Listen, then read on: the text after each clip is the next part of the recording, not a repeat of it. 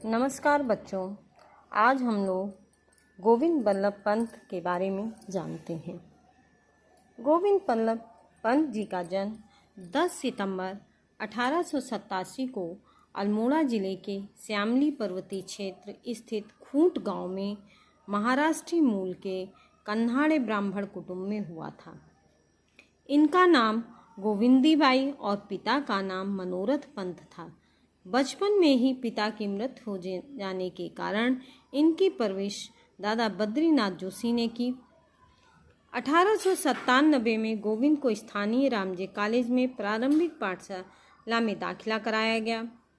1899 में 12 वर्ष की आयु में ही इनका विवाह पंडित बालादत्त जोशी की कन्या गंगा देवी से हो गया। उस समय वो कक्षा 7 में थे। 1905 में अल्मोड़ा छोड़ दिया और इलाहाबाद चले गए। म्योर सेंटर कॉलेज में वे गणित, साहित्य और राजनीति विषयों के अच्छे विद्यार्थियों में थे। अध्ययन के साथ साथ वे कांग्रेस के स्वयंसेवक का कार्य भी करते थे। 1907 में बीए और 1909 में कानून की डिग्री सर्वोच्च अंकों के साथ हासिल की। इस उपलक्ष्य में उन्हें कॉलेज की ओर से लैम्सडेन अवार्ड दिया गया।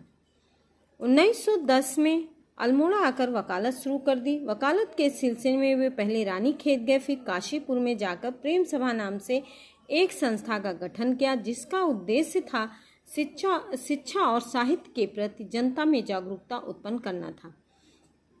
इस संस्था का कार्य इतना व्यापक था कि ब्रिटिश स्कूलों में काशीपुर से अपना बोरिया बिस्तर बांधने में ही खैरियत समझी। 1909 में पंत जी के पहले पुत्र की बीमारी से मृत्यु हो गई। कुछ समय बाद उनकी पत्नी गंगा देवी की भी मृत्यु हो गई। उस समय उनकी आयु 23 वर्ष ही थी। वे गंभीर और उदासीन रहने लगे तथा समस्त समय अपना कानून और राजनीति को देने लगे। परिवार के दबाव में आकर 1912 में पंत जी ने दूसरा विवाह किया। 1912-13 में ही पंत जी काशीपुर आए। उस समय उनके पिताजी रेवेन्यू कलेक्टर थे। कुंज बिहारी लाल, जो काशीपुर के वयोवृद्ध प्रतिष्ठित नागरिक थे, मुकदमा पंत जी द्वारा लिए गए सबसे पहले मुकदमे में से एक था। इसकी फीस उन्हें 5 रुपये मिली थी। 1916 में पंत जी राजकुमार चौबे की बैठक में चले गए। चौबे जी पंत जी के अनन्य मित्र थे। उनके द्वारा दबाव डालने पर उन्होंने पुनः विवाह किया। उस समय उनकी आयु 30 वर्ष की थी। उनके मुकदमा लड़ने का ढंग भी निराला था।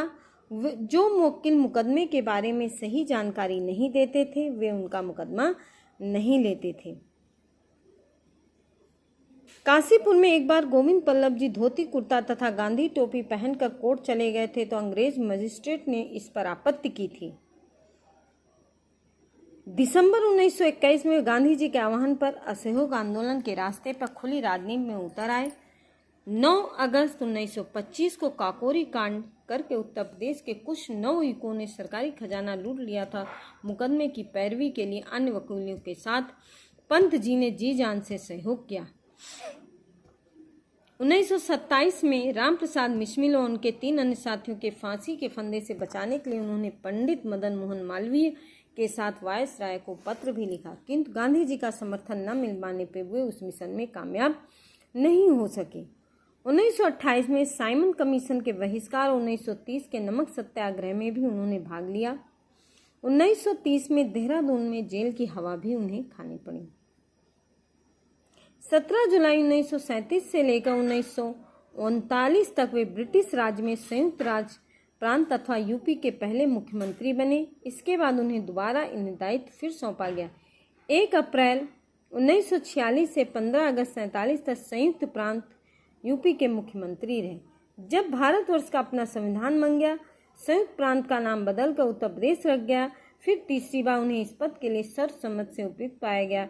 इस प्रकार स्वतंत्र भारत के नवनामित राज्य के वे 26 जनवरी 1950 से लेकर 27 दिसंबर 1954 तक मुख्यमंत्री रहे। सरदार पटेल की मृत्यु के बाद गृह मंत्रालय भारत सरकार का प्रमुख दायित्व दिया गया। भारत के रूप में पंत जी का कार्यकाल 1955 से लेकर 1961 तक रहा। 7 मार्च 1961 को हृदयघात से जूझते हुए पंत जी की मृत्यु हो गई। वे भारत सरकार में केंद्रीय गृह मंत्री थे। उनके निधन के पश्चात लाल बहादुर शास्त्री उनके उत्तराधिकारी बनाए गए। धन्यवाद।